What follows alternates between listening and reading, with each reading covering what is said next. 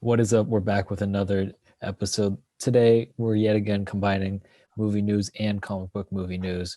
We're busy with finals work, so we didn't have time to do both segments on separate days. So let's get right into it. AMC is in desperate need of money. They say as of right now, they are going to be broke in January.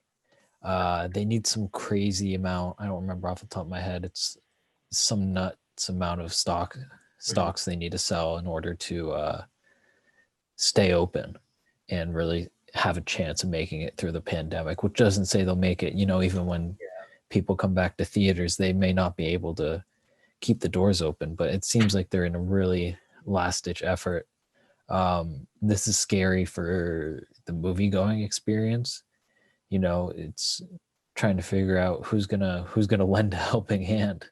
You know what I mean? Because there really doesn't seem to be anyone. The government doesn't seem to want to bail them out, Right.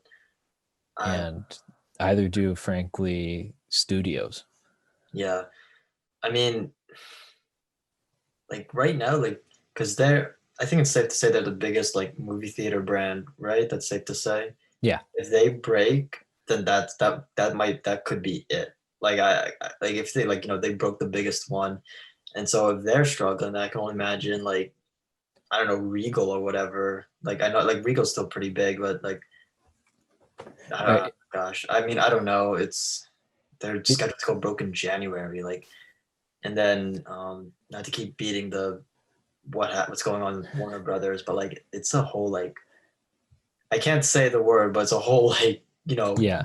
awful like just situation of things, and like there are things like out of control. There are things like you know as much as we hope against them, like we can't do anything to stop. Like I don't know. I know they've been asking for aid like this entire year, and no one's helped out, and so they've just been like floundering for like since like we went into lockdown in March. So um I don't know. I feel like at the most movie theater going will like transform into this like I think I've said this in our Max discussion, but like a niche thing, and hopefully from there they'll be able to like maintain it, but like it'll only be like this niche, and they're like only people who generally like want to go will go. But God, they're scheduled to go broke in January. Like we're really gonna be starting 2021 off on a very interesting note.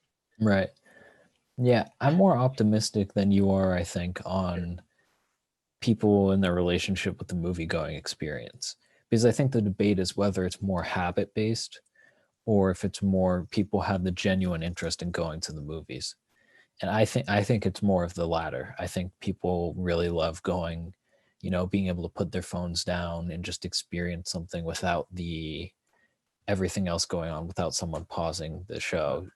I think there is something that's really appealing to audience members. The second thing, going into AMC, the reason in part that they're so much worse off than, let's say, Regal right now, Mm-hmm. is because they were $5 billion in debt Mm-hmm. before the whole pandemic happened. They had AMC A-List, which literally I think turned a profit for the first time the month that the pandemic happened. Right. And so they were sitting on $5 billion of debt because of that. They've been upgrading theaters, reclining chairs, the Dolby, the IMAX, all that sort of stuff. And they were $5 billion in debt. And, you plan on making that money back, and then all of a sudden you're losing exponentially more money. And they're deferring, believe with most of their, because they lease their theaters, right? They don't own them, so they have to pay rent. Right. And so they've had deferred rent for a while, but I don't know how long they can defer rent for, Mm-hmm. and stuff like that. That's super expensive for a movie theater. And so they're in a particularly worse situation where it's hard to find a bank that's going to loan you more money with the situation you're already in. Whereas somewhere like Regal that's in a better financial situation is, we don't hear about the problems that are going on there. But moving on, we're going to talk about something that I just actually got into, and that's Dungeons and Dragons. And there's a movie starring Chris Pine. Now, I'm a first-time Dungeons and Dragons player, so I don't know too much about this. Nick, I don't know if you are, but did you hear about this news, and what were your thoughts about it? Well, I've only like when we last year at Ithaca, I had my first Dungeons and Dragons match ever, like our first campaign ever. So yes, in a way, I'm just getting into this like long lasting like um pop culture thing. So I'm intrigued to see how it plays out. I know like a lot of like I have a lot of friends who are like into it. I know a lot of like Hollywood stars like Joe Manganiello behind me is a huge like Dungeons and Dragons fan. So I'm interested to see how it could happen because like on the surface it's just gonna be like your typical fantasy like adventure. But I feel like they could like switch it up, play around with the fact that it is this like create your own adventure type thing sort of. And then Chris Pine, I mean I love Chris Pine, so it's good to see he's doing like good to see it's gonna be exciting to see him in another role. Yeah, I really love Chris Pine. I love the energy he brings. Basically any role he's in, he has great charisma. Whether that's the people who watch Star Trek tell me that I'm not a big Star Trek fan. Wonder Woman. Wonder Woman's the main one where the first film. I mean, he's so great at bringing energy and pushing characters forward. I think he's a really great actor. I don't know anything about the script. I can't find anything really about the script or what the story's really about. I thought this would have been a TV show. The way I've always played Dungeons and Dragons, it felt like it would make Episodic. sense. Yeah, it's Yeah, episodic. it's very episodic. Uh, but I'm fine with that as a movie. I think it'll be good. It's coming from the creators of Game Night, who they directed Game Night, John Francis Daly and Jonathan Goldstein. And I think you were saying they might have directed or not directed. They wrote I think they were co-writers on the Spider-Man Homecoming screenplay as well. Right. So they seem to be pretty experienced writers and have a good resume. So I'm excited for that. I have trust in the creators and all that stuff. I think it's a little weird that it's not a TV show because I think Dungeons and Dragons was like the episodic format just makes sense. Right, Right. I got you. Let's move on to our next topic, which is Ben Affleck to star in a Houdini film. And when I first read this, I was like, Ben Affleck is Houdini? What? But what were your thoughts? I found out when we were planning this, like I was checking our show notes, and I saw this, and I was like, I'm a relatively I'm a fan of Ben Affleck, but even I didn't even hear about this. I was like, wait, really? I had no idea this was a thing, and so apparently he's not actually playing like Houdini. He's not like he's playing some sort of like secondary character, but it might be like a I don't know. Like I was reading the article, he's not Houdini, but he's gonna be like a big part of the Houdini film. If that makes any sense, I don't know. I guess like he'll be the Charles Dance to like Gary Oldman and Mank, sort of like kind of like that big supporting role, but not actually the title character or whatever. Right. Who was first supposed to play Houdini? It was Depp, right? Yeah, it was Johnny Depp. That's not happening. No, not at all. So we don't know who's playing it. The synopsis is like a handcuff king, escaped artist, international superstar. And it's basically a biography, I guess. Yeah. Some sort of storytelling of Houdini. I'm interested in it. I think Ben Affleck as a supporting character I just don't know where it's going to go. Yeah. I'd be much more curious for the casting of Houdini himself. Yes. Well, two things. First, I'm excited for the director, Dan Trachtenberg. He directed the film 10 Cloverfield Lane, which was one of my favorite films. I think it was 2016. So and I haven't seen anything of him since. So I think it's definitely cool to like see him back in the director's chair. And then as for Houdini casting, the article I was reading threw out Robert Downey as a potential. And I was like, you know what? That would be interesting. I'm not gonna lie. I don't know if I'm fully on board with that, but that would be interesting.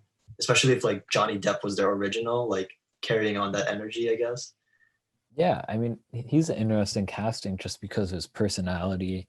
I think he has a fun edge to him. And you can also combine that.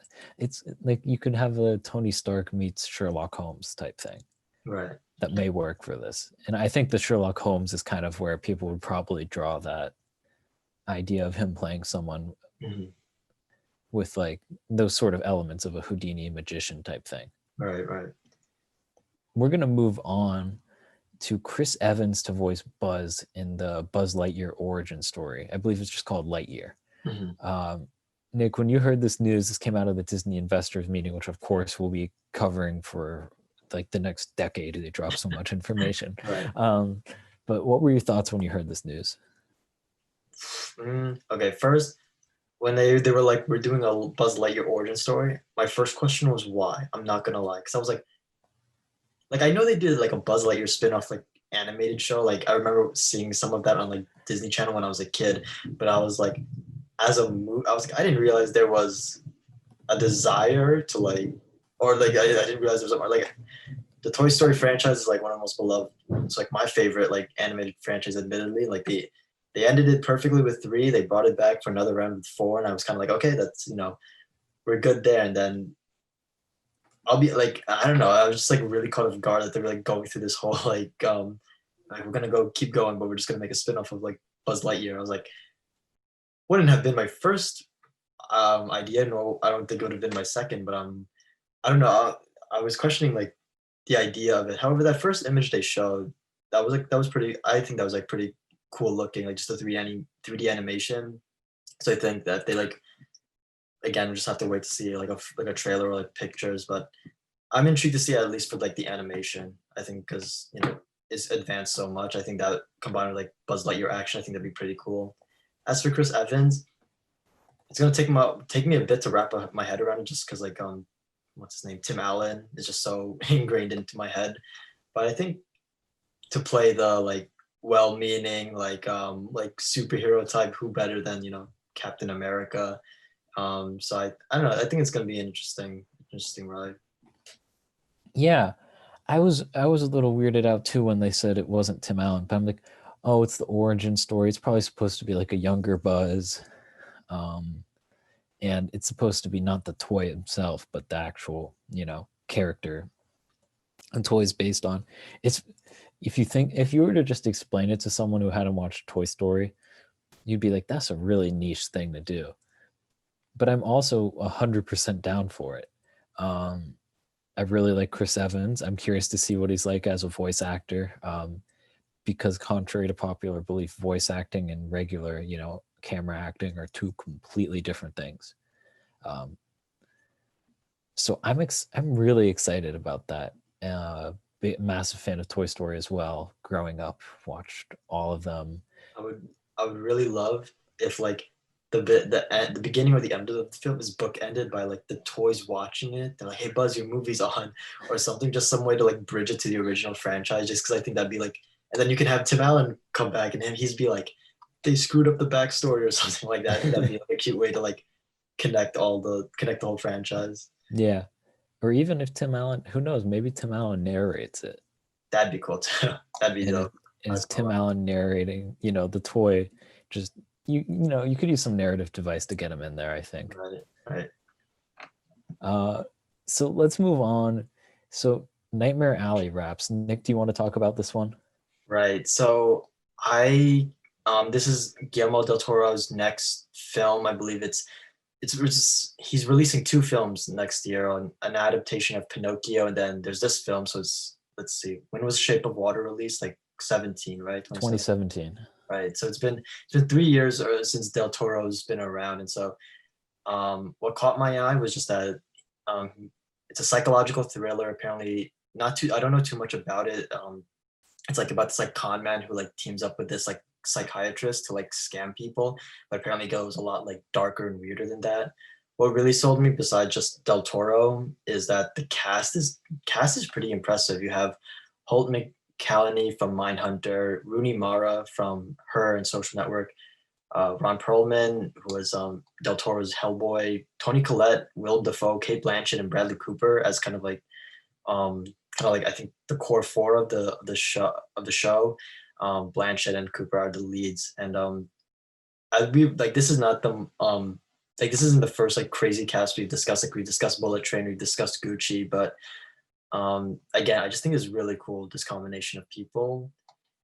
Just like Rooney Mara, I'm actually like pretty excited for. Not gonna lie, I think she does so well and like supporting roles, and I've only really seen her in like Social Network and Her. So I think to see her in a much more darker role in the vein of like Girl with the Drag Tattoo is gonna be pretty interesting. And also Willem Dafoe. Willem Dafoe is like, excuse me, Willem Dafoe is like my man. we I'm glad to see like just yeah him like getting like all this stuff and like getting involved in outside. I think the last time I saw him was The Lighthouse last year, and I loved his performance there. So it's gonna be really cool to see him play against Blanchett, Cooper, and Collette. And under the direction of Del Toro, it's gonna be like the weirdest. It's gonna be the weirdest thing ever, but it's also gonna be like I don't know. It's Del Toro, ever a reliable guy. Yeah, I'm excited because it's Del Toro. Mhm. I mean, in the cast, Bradley Cooper, Stars Born, The Hangover. Like, The Hangover is one of my favorite movies. Was one of my favorite movies growing up. Mhm. It's so rewatchable. Bradley Cooper has so much charisma. He's also Rocket. Right. A Star is Born was a breathtaking movie. I think it did not get the credit it deserves because it was a remake. Right. And Shape of Water is such a weird, different movie. Like Guillermo del Toro directing this cast, I'm really excited. I always say, you know, nothing could go wrong. It's a great cast, but I saw the movie Lucy and I learned the hard way that can happen. But I'm excited for it. We're gonna move on. We're gonna go into our comic book news segment, and something really interesting. Blade is rumored to be before, or did they confirm it was before Captain Marvel 2? I'm gonna check. You can keep going, but I do believe they said that Blade. They're planning to have Blade before Captain Marvel 2. That was a pretty specific thing for them to say. Like I don't know, they could have told any other movie, but they said that they said before Captain Marvel 2, so that Marvel 2 is November, I think 2022. So I guess they're planning to squeeze it in somewhere in the first like 7 months or so. Right, which was to me confusing because they're like, yeah, the story's coming along nicely. I'm like, if your movie's coming out at the end of 2022, it's like you got to get into productions. Right. Yeah. And like, here's the thing about that project. I haven't like have they confirmed, is it a TV show? Is it a movie? I've had no. They just announced Mahershala Ali was part of it, and they kind of dropped it there. I'm pretty sure it's a movie, but I'm not like definitely don't take my word Yeah. on that because I had the same question. Hold on, I'm just looking it up because I want to make sure. Yeah. Yeah, but when they first contacted, they were planning to reboot Blade as a TV show, not a movie. But I think Mahershala Ali wanted to make a movie. Interesting. Okay. See, so it's a movie, I'm pretty sure. See, I'm trying to think. Hold on. I'm gonna bring up what's the Marvel like release timeline, because like I said, Marvel 2 is coming out November, and then that leaves room for it to be slotted somewhere like amidst Black Panther 2, Thor: Love and Thunder, and then Doctor Strange 2, if it is a movie. I don't know. I'm because let's see, Doctor Strange 2 is March, Love and Thunder is May, Panther 2 is July. So I think they could, I don't know, reasonably throw it in there somewhere. If it is a movie, as a TV show, I have no idea. I feel like if they wanted to get a TV show out by 22, they'd start production like Hawkeye and Miss Marvel is. Right. Yeah, I mean, the timeline seems a little weird for what he said at the investors meeting. That the story's making good progress. Didn't announce anything really about it though. Yeah, I was surprised. I wouldn't be surprised if that project maybe gets pushed back a little bit. Right. Based on the announcements they made. Or may just be, you know, they want to keep stuff secret because maybe we'll get a cameo or something, or they're just trying to keep as much under wraps as possible. I will say this, I am intrigued to see how it factors in. because thus far a lot of Phase 4 has been a very sci-fi vibe. The multiverse is inherently a scientific concept. You have the Fantastic Four, which are science heroes. Quantum Mania, Ant-Man and the Wasp. I feel like they're going in a very sci-fi direction, and Blade's on the other end of the spectrum. So I will admit, I'm intrigued to see how he factors in. Right. Let's move on to our next topic. There's a dude behind you who happened to be talking about the Batfleck movie that almost happened. Now, I'm not as much of a fan as the DCEU as you are, but I know you as a massive fan. What were your thoughts going through? What were the thoughts going through your head as you heard him talk about it? I think one, this is if DC doesn't do anything with this, I keep poking the wrong way, with this casting and like at some point, I think it'd be a real big waste. I know he has a larger role in the Snyder cut, but I don't know. I think he has a like Joe Manganiello has like that build, has that presence. I think he would be such a great Deathstroke if given the right material. And I know originally Ben Affleck, before he left the project, it was gonna be him versus Deathstroke, and he was talking about how like it was supposed to be like psychological warfare. Like even though both were really well trained people, it was like gonna be about Deathstroke like dismantling Batman's life and like slowly like picking people off and like like just screwing around with him psychologically. And I thought that is so cool. That'd been such a cool like Batman movie. And granted, in a weird way, it kind of transitioned to the Robert Pattinson project, given that like they brought the Riddler in to be a much more like cerebral villain. But I don't know. I just thought it'd been. I was just wanted to mention because it's just such a cool possibility in some alternate universe that that movie happened. Because I think the idea of Deathstroke and Batman just like just commit like psychological warfare against each other would have been like the craziest thing ever. And I think it would have been such a great, I feel like, storytelling, like to help, I guess, transition the character from like Batman v Superman into like in this alternate universe where Ben Affleck stayed with the role like into the future. So I don't know, missed opportunity. I hope maybe like he's been very candid about his time as Deathstroke, and I hope like maybe Warner Brothers is like, hey, maybe we should like keep using him in some way because he is definitely very passionate about it, and I think he'd fit the role so well. So hopefully in the future, but just wanted to mention it because the way he was describing it sounded incredible. It sounded like such a fascinating premise. Yeah, and I liked the idea that it was more of a psychological thriller. It made sense for this version of the Batman, right? He's older. He's been through the ringer for what, 20 years? So he's seen a lot of stuff. And what does it do to someone who comes in as an idealist thinking that you can make a difference? Right. And 20 something years later, things are just getting worse and crime's worse and all that stuff. Right. You know, the idea that it would make you question like what's the effect of what you've done? Has it helped at all? You know what I mean? Like I like that idea, and I like the idea of a villain like Deathstroke playing with the psychology of Batman.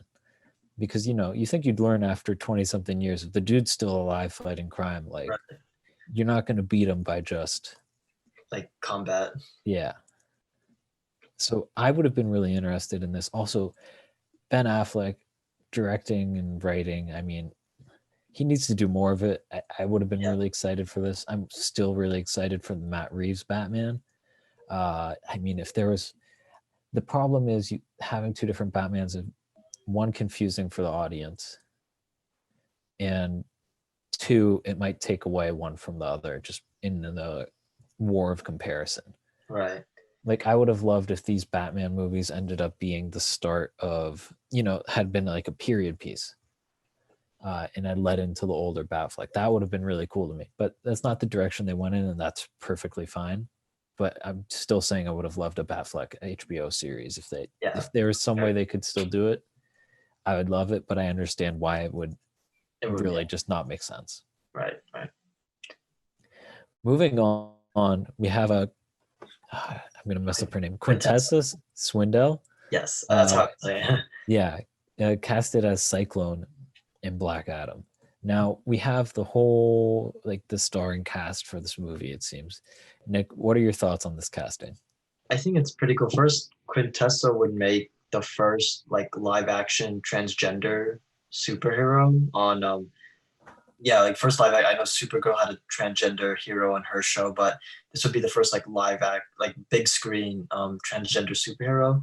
So I'm intrigued to see what Quintessa Swindell does with the role. I think it's just also like I think it's a cool demographic they've got going on with the show right with the movie right now. You got Dwayne The Rock Johnson of like Hawaiian and black background, Alice Hodge who's black, Sarah Shahi who's Middle Eastern, and now Quintessa Swindell who's transgender, non-binary. So I think it's a pretty just cool demographic. I feel like The Rock like went out of his way to ensure that like it was like a diverse group. So I'm intrigued to see what that's like. I think Quintessa and Noah Centineo's character, they're definitely being set up as like the younger versions of the Justice Society team. So I'm intrigued. I'm hoping they kind of like with Deathstroke, I'm hoping this isn't just a one movie thing and they're allowed to like continue and develop their role, especially since now like um the character of Cyclone is going to be so much more bigger because of like just the transgender part. But and so many could like look up to her. So I just hope they keep going with this Justice Society angle beyond Black Adam. Yeah, I think it's a pretty cool move. Do you know if the character is transgender or is it just Quintessa that is? No, no, Quintessa identifies by they them pronouns, and but the character Cyclone isn't actually. She's like a white redhead, and I don't know. I mean, like because like Hawkman, who Aldous Hodge plays, is like Caucasian too technically, but you know, I feel like I mean that gets into like conversations about like the race bending of characters, like Will Smith as Deadshot, but I think it's an interesting move what The Rock's doing and try how he's trying to like cultivate this cast thus far. Right. I was curious because I always think an angle that's not really as explored is what someone who's transgender in a different time period would, what that would be like. So I thought that would possibly be a character angle they might explore, but who knows? I don't know much about the script for this film either. But with that wraps up this episode of movie news and comic book movie news. Let us know what you thought in the comments section down below. Don't forget to like and subscribe, and we'll see you next time. Peace out.